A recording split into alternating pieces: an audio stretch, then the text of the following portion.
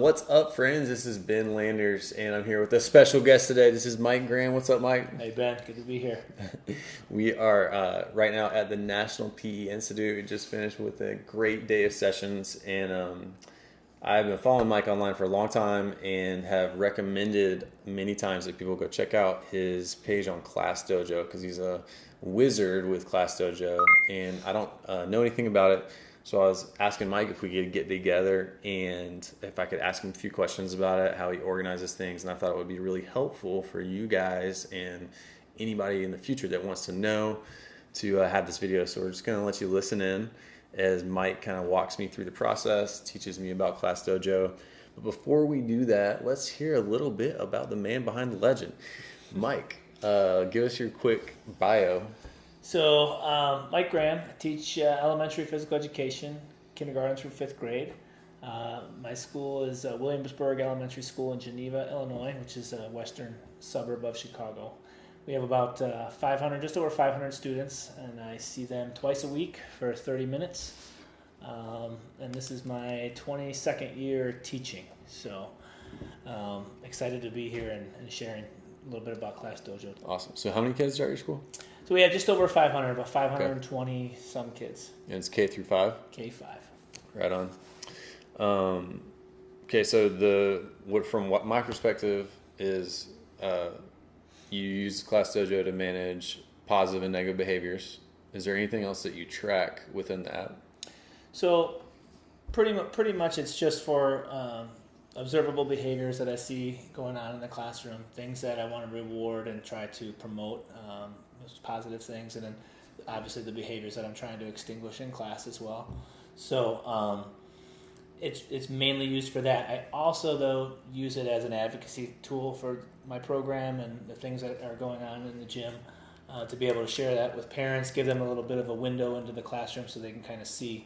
I've gotten a lot of positive feedback from parents just saying, we love the post, we love seeing what our kids are doing and what they're learning in your class. And it's just a neat way to kind of bridge the gap, because they're amazed that PE is not the same as when I went to school. Right. Yeah. So for me, can you just use me as your project to try to teach me? What I'll probably do is, so I'm not too overwhelmed, I'll probably try it out if I was going to try Class Dojo with one grade level, just to see how it works, to get familiar with the systems. So what would I do to import the names of my kids? Like say I'm doing 2nd grade maybe. And so if I want to try it out with all of my 2nd graders, download the app. I got the app, sign up, make my account, and then what's next? Yeah, so once you have your account and you log in, it's going to walk you through, since you're a new user, it'll walk you right through the steps to importing your students, which can easily be done with just a copy and paste if you have a digital copy of your student list anywhere. Even if it's last name first or first name first, it doesn't matter. You can always switch that around in the settings as well. So you just copy and paste them in there. The next step is you're going to choose the behaviors that you want to encourage in your class, the things that you want to look for and reward, and any behaviors that you want to extinguish. You'll make a list of those, and you can assign each of those a different little icon if you want. You can also weight the points. So if you want one behavior, worth 2 points or 3 points, as opposed to just one, that you can weight them as well, or you can keep them all the same. Then after you have your class imported and you've got your behaviors picked out, and I basically just do my next class, copy the exact, you can copy from the previous class that you just did, copy all the behaviors and just transfer them right over there. So with a couple of clicks, add your students, and then once you've set it up once, it just kind of... So you just duplicate it for every class? Yep, I use them all the same. And you've got the rubrics posted on your website? I do. Yep. And what's your Twitter and what's your website for people in case I'm on Twitter at PE, the number 4, every kid. So PE for every kid is my Twitter handle. My website is peforeverykid.weebly.com, and there's some resource links on the website as to how I utilize Class Dojo and how I use it to come up with the behavior portion of the grade. Sure. On the report card. So I'll link to those down below. And will you list off a few of the positive, negative behaviors that you track with Sure. that?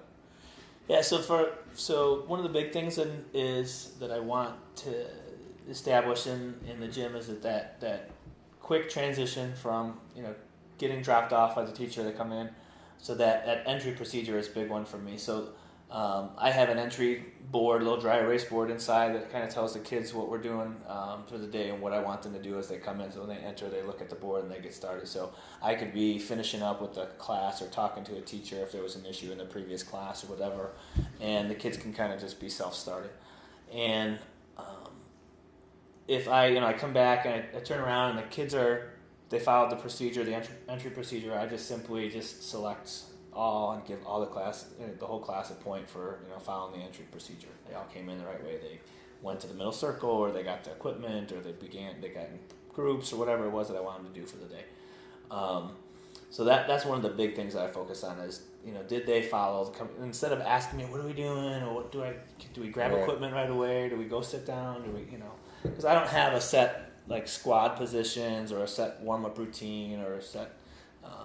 Every changes depending on the grade level and what we're working on. So that's one of the big things. And then just one of the other big things is just being on task. So if I look around at the gym and things are going well, again I can just select all the kids and everybody's doing a great job. We're on task as a group. Do you make that known when you do it? You're like, select all, you guys get 1 point. I will at times. I might stop the music and go to talk to the class again and be like, hey, I was looking around, you guys did a great job, and that's a point for everybody, especially the younger kids, because they really get yeah, we just got a point. Yeah. And so I'll kind of reinforce it, and I give those points out like candy at the beginning. I mean, you just really want to keep putting those points out there and be like, I like the way that you guys came in. That's a point. That's points for you guys. Or, I like how you were helping them tie their shoe. Like, couldn't tie their shoe yet. Some kid came over there. I'm like, it's being respectful, or being a helper. Yeah. So that's one of my behavior icons that they'll get. You're doing this with the iPad? So yeah, I use either my iPad or my iPhone, and they sync with the web-based platform as well. So I can pull my phone out and just be like, select all, they get a point.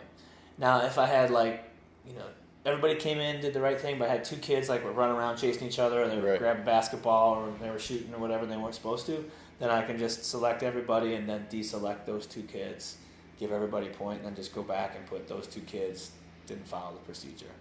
And it's important to be consistent with that so that it sends the message. And it helps me track, I've seen a pattern here, I've got a couple of these, and that way parents know too, I've seen this, that, my kid got this on what's going on.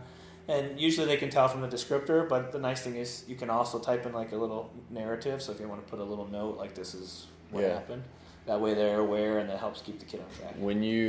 So say the two kids don't follow the directions, they're shooting or not doing the instant activity. When you deselect them, do you communicate that to them when you do that as well? Or is that just something that you kind of do for yourself? It depends. When I first started using the program, the kids would know. And typically, I give a warning.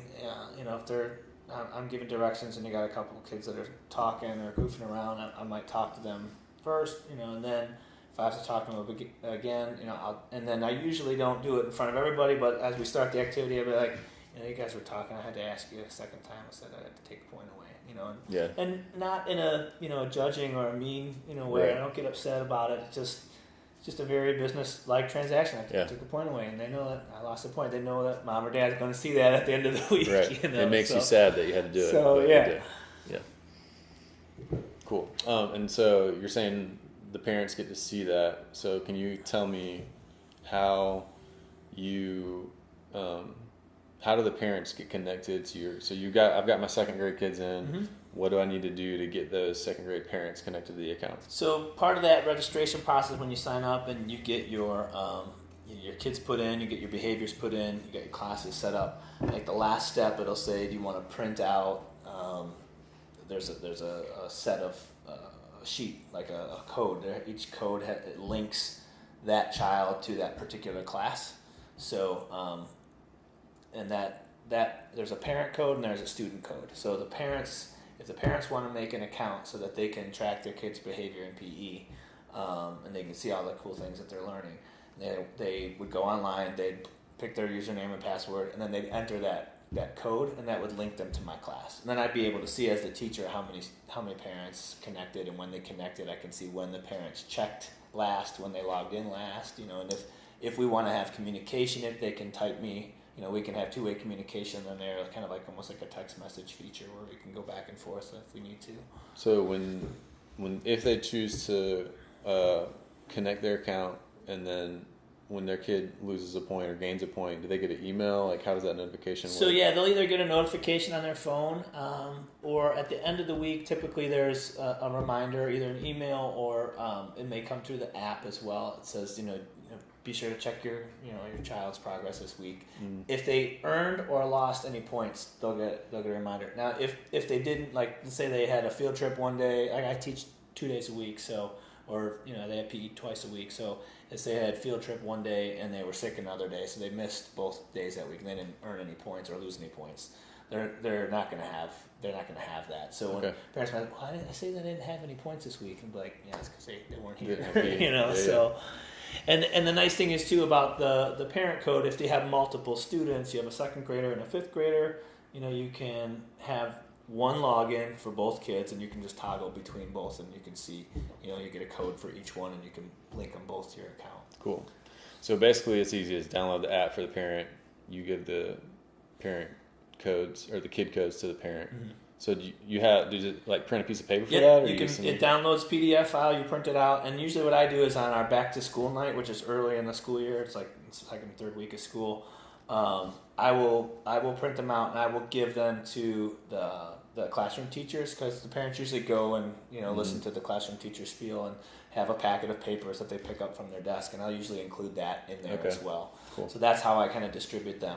Now, after you've done it like a couple of years, most of the parents have their account already, so all they need instead of creating that account again is they just need that they just need the code. So I can either print them out again, or I can send them, if they already have created an account, I can just, once I make the class, I can send an invite through the app too, so it pops up as a notification and they connect right to their. So if they've already got an account and they're connected with the kids, how does the next year work? Like you're saying. So if their fourth grader graduates, moves up to fifth grade, they'll get a new code, or if I choose to print them out again, or I can just invite them through the app. Like I can send them an email because their information's already in there when they sign up. So I'll be able to just click a button and be able to send them an invite to connect to our class, and they can accept the invite. Now they're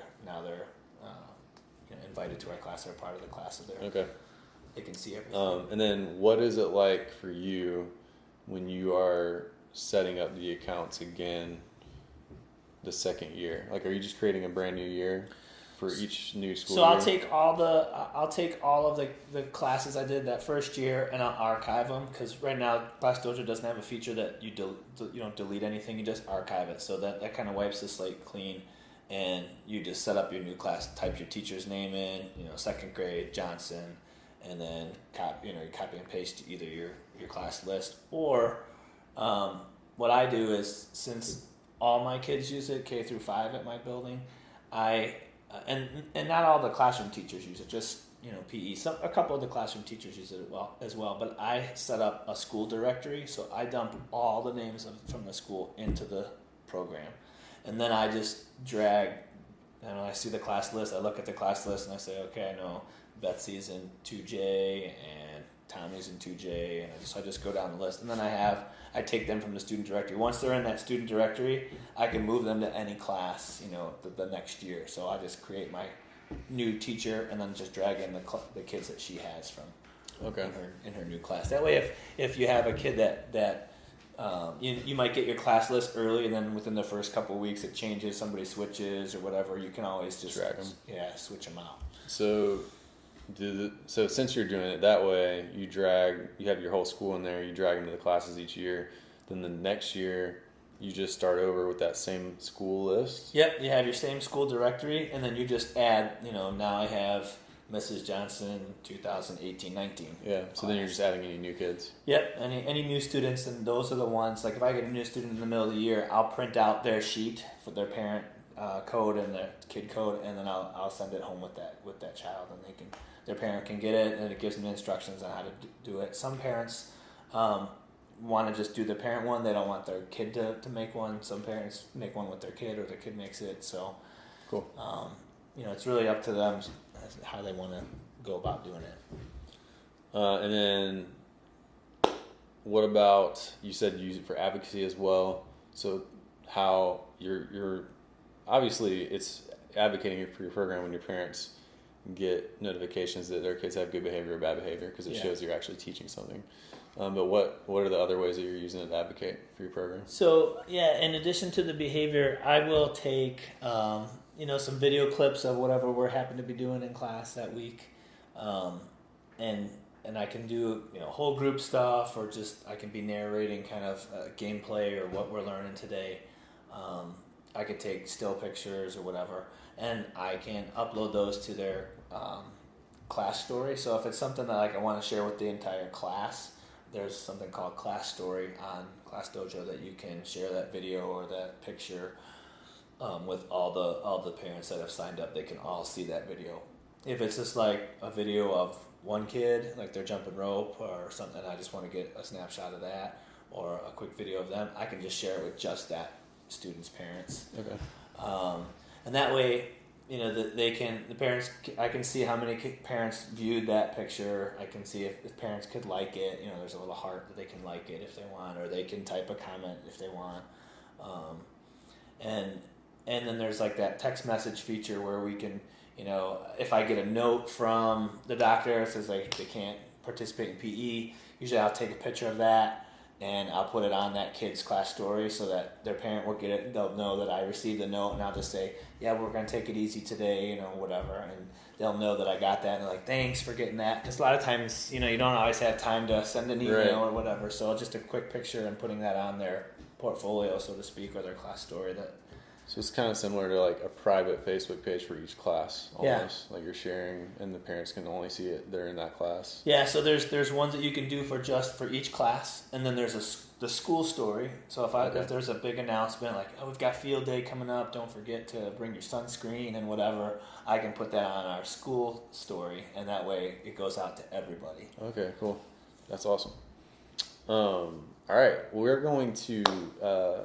Mike's going to kind of walk us through, show us the computer. Hopefully the screencast will work.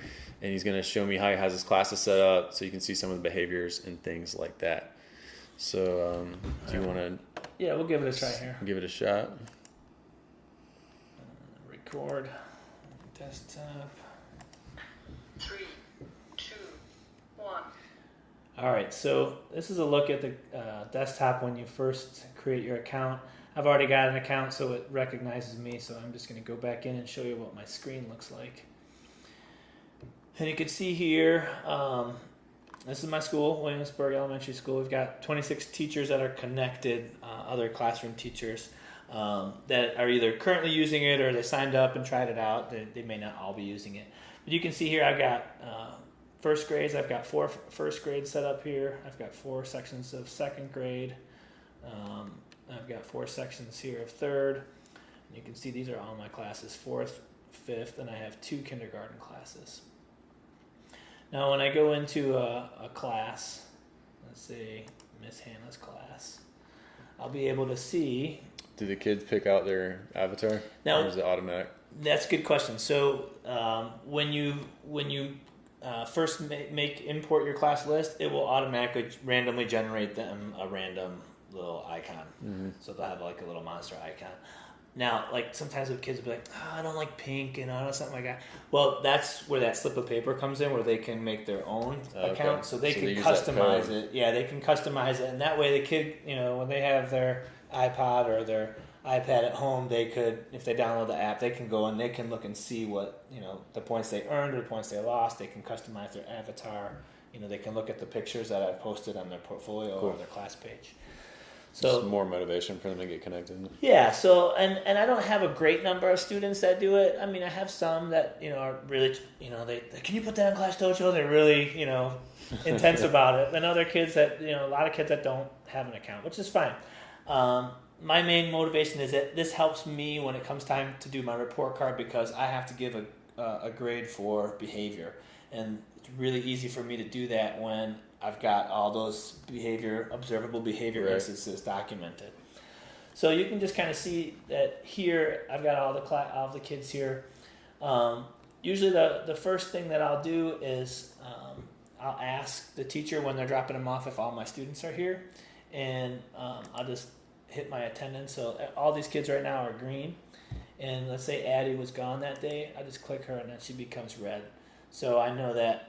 Let's save that attendance. See how she's grayed out now. Yeah. So if I go to select the class and give the whole class a point for coming in the gym the right way, they'll all get a point. 22 of those 23 students just got a point. Addie didn't get a point because she wasn't here.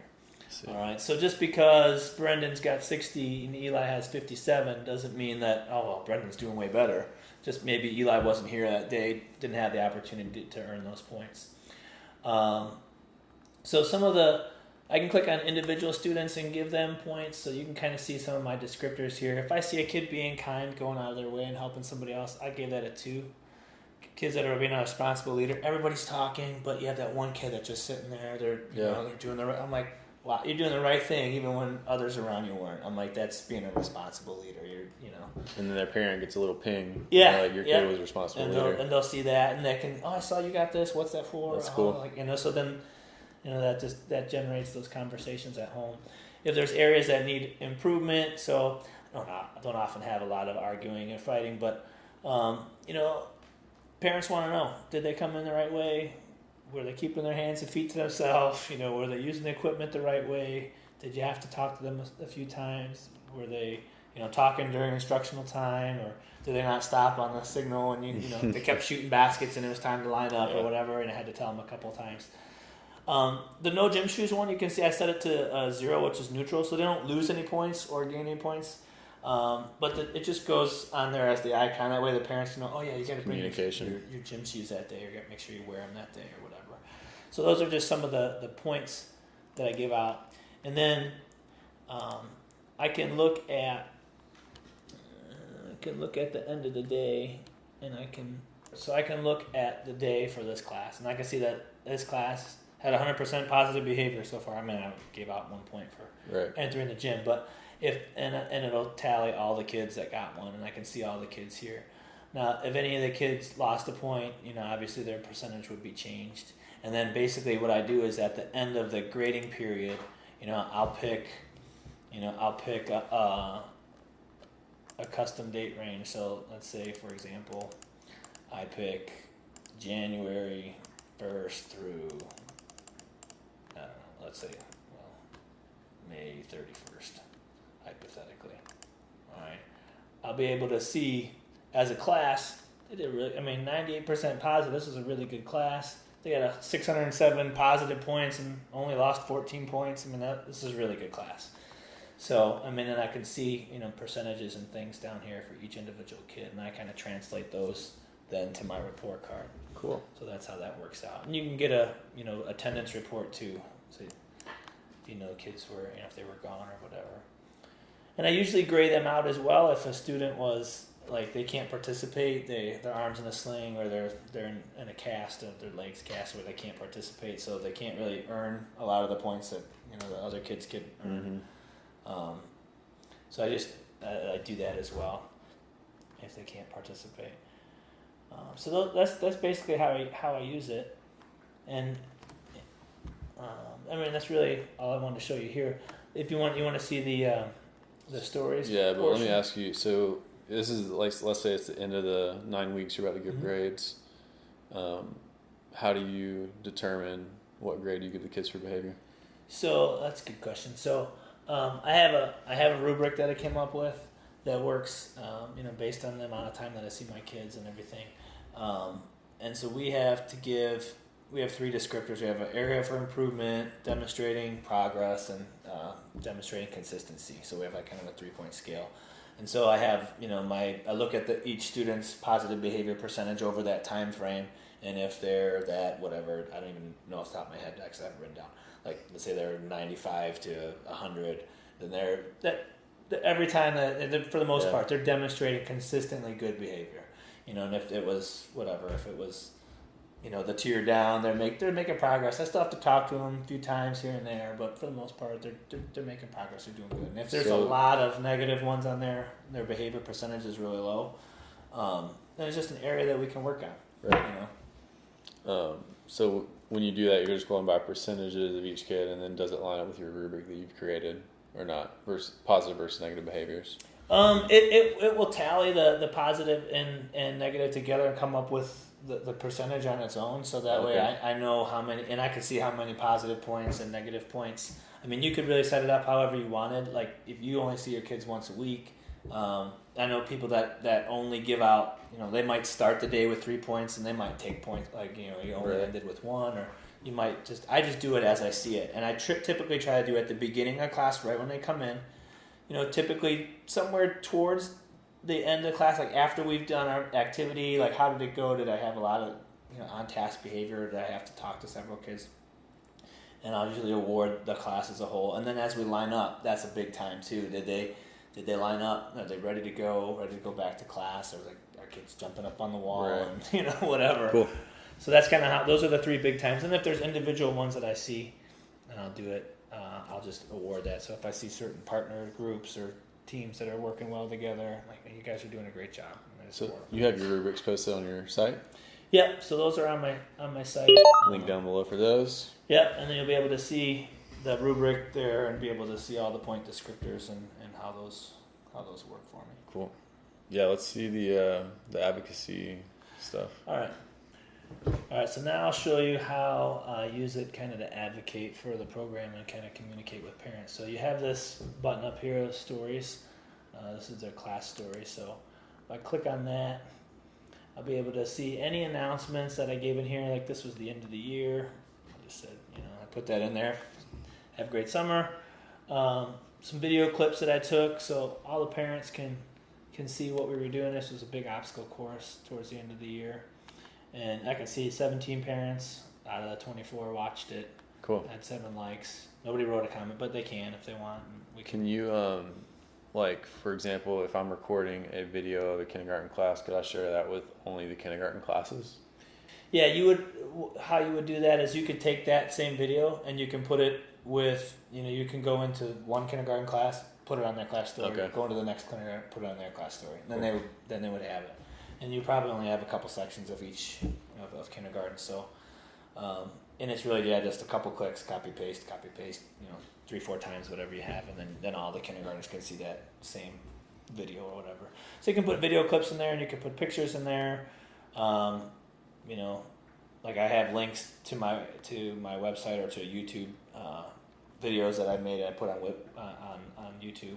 So we did the Big Heart Adventure Obstacle Course. Wanted parents to check that out. Here we're working on some striking and stuff. This is first grade, so we had some balloons and stuff. So there's a little video clip. It's just neat for the parents to be able to see their kid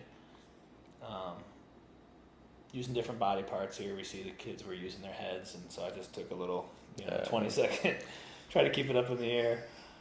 We did some roller skating this year, so there's our little obstacle course at the end. So it's neat for them. The parents that couldn't come in and volunteer, they can still come and get that window into the class to see the kids skate a little bit.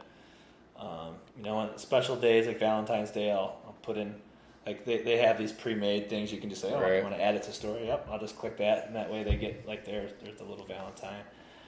When I had parent volunteers come in, sign up for skating, I had a Google form on there, so I just put it on Class Dojo. I see 22 of the 24 parents saw it, and they clicked on the link and registered to come and help. Winter break. That's cool, man. So yeah, and then also still pictures. So we were doing some gymnastics and small group balances, so you can just see some of the things that they did throughout the school year. This was back in early December. But yeah, just a neat way to see all the different things that the kids were doing, balancing on different points of balance, 2 points of balance, 3 points of balance there. So just neat. I'll put in some of the game descriptions and things that I make, so like parents can kind of see, here's what they learned, practicing on different points, and then I showed them some of the actual pictures of the kids. There's balancing on one point of contact, Nice. Thanksgiving, Halloween, just some other activities, foot dribbling skills. Very cool, man. Yeah, tossing and catching. So that's great. I'm huge about advocating with video, and I feel like this is a great solution for people that can't. A lot of people might not be allowed to share something on social, and this is a great way to communicate with your parents in a way that's more private that they have to sign up for, and that only the kids in that class will be able to see. Yeah. So it's a good. Yeah, good nothing solution goes for that. posted out online on social media or anything, because you always have probably a handful of kids that their parents don't want them to be photographed or put out on social media for whatever reason, which is totally fine. I totally get that. We have a waiver that goes home with the registration packet when the kids register for school, so that way all that information is collected and they can opt out at that point if we want. And then usually the school secretary will give me a list to say, oh yeah, no, these 2 or 3 kids they've opted out, so you just got to make sure you can't put them on. Right. And I will usually contact those couple parents and say, I'm using this Class Dojo thing. It's like a closed system. Just you and I are the only ones that can see it, unless it's if I put it to the whole class. And usually like, oh yeah, I'm fine, totally fine with that. Mm-hmm. And so sometimes just having that conversation, they're not really aware of how you're going to use it. So once you communicate with that, then you can see this class too. I've got 100% parent buy-in, so I've got every parent. I can view all. I see that all the parents, like even some mom and dad, connected here. That's cool. Mom and dad, both parents connected. So it's neat. I've got all of the parents connected there. So Good stuff, man. yeah, I'll stop that there. And that is an overview of Class Dojo in depth with Mike Graham. Now I'll show you. Is there any other? Obviously, if you want to do this, I would really highly recommend checking out Mike's site. He's got awesome rubrics already pre-made. You can take what works and trash what doesn't, as I always say on my site. Is there any other tips or highlights or things that people should think about if they're doing this for the first time? So like on my website, I have the list of the positive points, like a poster that I hang up in the wall, and of the positive points and negative points. That way the kids are aware of it. I usually show them a short little video clip at the beginning of the year when I'm introducing it, and that video is on my website as well.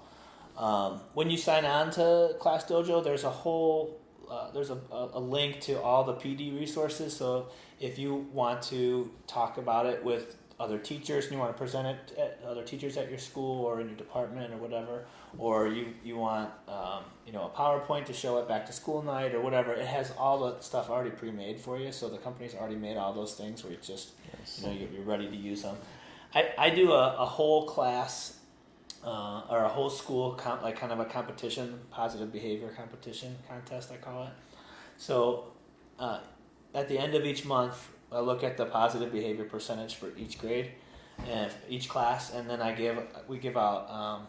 I take the kids' picture, one class picture of the class of the month, so they had the best behaved class of the month, and our principal announces it on the morning announcements, the first of every month, and our winner this month was this, and I have a bulletin board each month, and I had all the different class pictures up there, so. And then we have I have a parent that owns an awards trophy shop, and so they have this big golden cup, and I've got the Class Dojo cup, and so I'll use my label maker and I'll print out a little label. It says second grade Mrs. Johnson for August, and I'll stick that sticker on there, and it's got all the months, 9 months out of the year on there. And then the kids can take the trophy and they get to keep it on display in their classroom for the whole month. And at the end of the month, they bring it back and we see who wins it the next year. So that's been kind of a cool way too. As parents come, a lot of times they have guest readers that go in the classroom and they show up. Oh yeah, we won the trophy, and That's awesome. and they get to see their pictures on the bulletin board when they come in the gym too. So that's another way to advocate. And I put it out in the newsletter and put that up on my website too. So it's just another piece to kind of showcase what the kids are doing. Very cool, man. Yeah. Awesome. Mike, thanks for sharing your knowledge, man. Appreciate it. I've learned a lot. I think I might try implementing this with one of my grade levels next year. Yeah, Definitely want to try it out. I think it's a good tool. I would definitely recommend, and start small. Even if it's one class, you just want to try it. And even if you don't want to connect the parents yet, you just want to try it and keep track of the behaviors and see how manageable it is for you. Because assessment should be meaningful and manageable, and you want to have that data. But trying to jump in and trying to bite off more than you could chew at the beginning can get kind of overwhelming. And some people are like, it's just too much. I can't keep track of all these points. And you don't really have to do it right away. Like right when you see it, you got to pull out your phone. Because I didn't like being tied to the phone all the time. Right. Because I want to be with my kids and be present and teach. So if I've got a prep time or a break, I can always go back and think, did I have issues in those classes? And if nothing's really sticking out in your mind, it was a good day today. They had a good class. I didn't have any major things that went wrong. So I give out way more positive stuff. And it really takes a lot, to start to lose those points. So if you start with one class and it starts to work out really well, then maybe expand it to a grade level, or like I'm doing at whole school now. And the last thing I would say too is it's been a really good piece for my special needs kids. They want data on their behavior in your class. And I could say, look, at I can print out their whole behavior report. It has timestamp, all the dates and everything. And they could say, yeah, well, your class is right before lunch, and I'm seeing this pattern in music and in art, and that, they're having these issues other places, and I had it documented. Now it's that helps them gather that information so that they can formulate a plan, a behavior plan, or whatever, and help that, that kid stay on task and stay on track. So. Yeah, that's awesome. A nice piece too. Yeah, I have to do that with our kids with IEPs as well. Yeah. And I'm doing paper marks, and then I have to get on my computer and email them, copy it from my paper, exactly what happened. Yeah, and here I can click right on their student, and I can awesome. email a PDF right to the special ed teacher or the resource teacher or whoever needs it, and then they've got a copy, and I'm like, wow, so I'm seeing some of the same things that you're seeing. Yeah, that's great. Yeah. So cool. Awesome, man. Any closing remarks? Red carpet to you, man. How can people get in touch with you? So I'm on Twitter again at PE for Every Kid. My website and everything will be linked down below, and you can contact me through email or on my website. No, not email. I'm just kidding. Well, you can email me or on Twitter. I'll get back to you. I'll respond back. So any way you feel is easiest for you. All my stuff's there on the website, so contact me through the website. Good stuff, man. All right, thanks. Thanks for watching, guys. Hope that was helpful. As always, have fun and teach on. Links will be down below in the description. Have a great day.